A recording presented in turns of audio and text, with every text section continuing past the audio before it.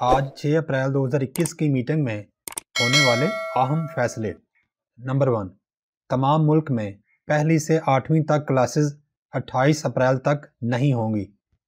Number 2، تمام ملک میں 9ویں جماعت سے 12ویں جماعت تک کلاسز 19 اپریل سے سکولز میں ہوا کریں گی، لیکن پنجاب کے مندرجہ ذیل اضلاع جو کورونا سے شدید متاثر ہیں، ان میں 19 اپریل سے 9ویں سے 12ویں تک کلاسز پورا ہفتہ نہیں بلکہ صرف سوموار اور جمعرات کو یعنی ہفتہ میں 2 دن ہوا کریں گی۔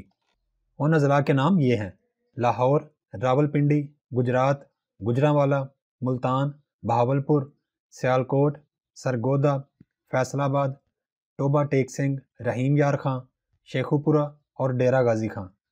دوبارہ سن لیں، ان اضلاع میں 9ویں سے 12ویں تک کلاسز 19 اپریل سے ہوں گی تو صحیح، مگر ہفتہ میں صرف 2 دن یعنی سوموار اور جمعرات کو ہوا کریں گی۔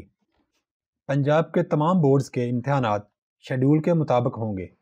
یاد رہے کہ پنجاب میں 4 مئی 2021 سے میٹرک کے امتحانات کا شیڈول دیا گیا ہے، جبکہ پنجاب کے علاوہ دوسرے صوبوں میں میٹرک کے امتحانات مئی کے آخری ہفتہ میں شروع ہوں گے۔